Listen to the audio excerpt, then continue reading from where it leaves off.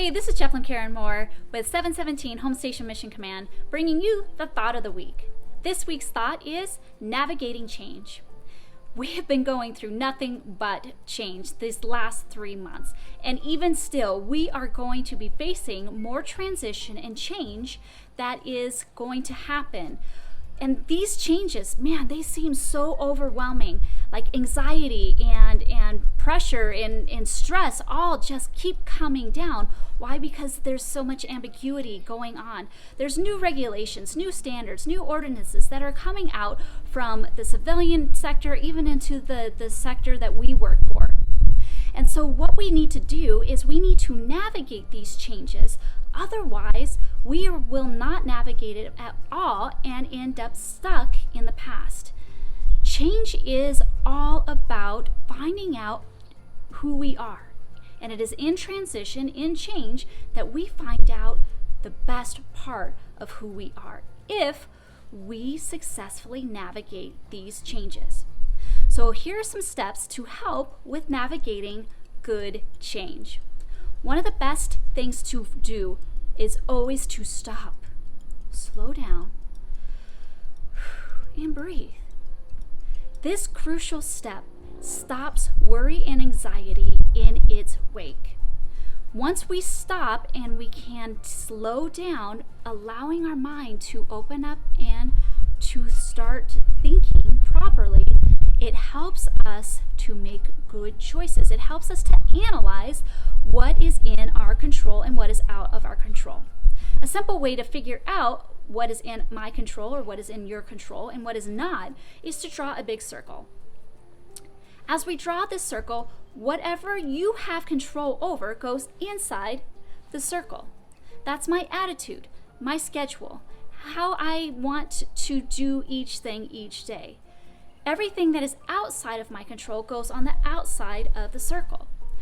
When those things are what people do to us, it is the weather, it is the consequences that somebody else has posed upon us. But again, whatever we can do inside the circle is, in fact, how we navigate good change. But maybe we need help. Maybe we need to go and seek advice of people who have navigated change and transition really well.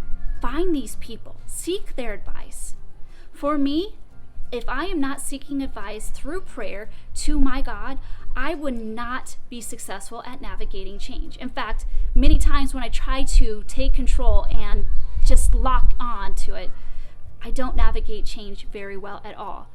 So instead, when I'm going through this slowing down process and analyzing what's in control and out of control, I must go and seek the advice of somebody who is greater and outside of all of the chaos. In fact, the one that can give me the most peace. And for me, that is my God. I hope that you can find something in this advice as well. Now, number 4 is we are wanting to go out and get the third or fourth order of effects. Because I make a choice of what is in my control, I have to actually stop and actually plan out what are some of the ramifications of making that choice. When I do this, it helps me to make the best choice, the better, instead of just the good. And it also thinks about other people, how they're going to react. And all of this is an analysis to make sure what is in my control is the most effective. And finally, I need to make sure that I am forgiving, I'm grieving, and I'm celebrating. Throughout the process of any transition, we have the ability, again, the choice to forgive, to let go. When we choose to hold on to somebody who has hurt us, a grievance, any of those things, and we lock onto it, we end up being stuck in the past and we cannot move on. We cannot navigate change. And in fact, it doesn't make us better at all. When we don't sit and grieve the loss, there's a lot of loss within change. Again, not all change is negative. There's some loss, some toxic friends that you might need to get rid of, some pounds, some bad habits. All of these are loss. And let's grieve those loss. Let's grieve those memories so that they don't hold you back. We also need to grieve some of the relationships that might have been lost. This is a loss that is going to be constant due to death, or a loss of a relationship because of a toxic kind of relationship. Those are the times where we need to stop and say, yes, I had this connection, but in order to move on, in order to navigate change, I need to properly grieve. And if you need help with any forgiveness or grief, then go and seek a counselor or seek out your chaplain. I'm here to help. Finally, we need to celebrate. Celebrate the good stuff. Why? Because if we don't continue to celebrate what is good, how are we going to remember when new transition comes what was done well? Analyzing the successes and celebrating them is all a part of navigating change.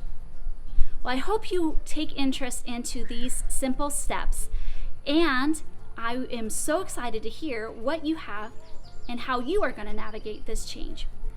I implore you, I encourage you, navigate these changes in the best way possible, and you yourself will see how awesome change can be.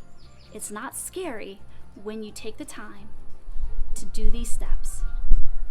This is Chaplain Karen Moore with the Thought of the Week, Navigating Change. Cared more about you. Have a blessed day.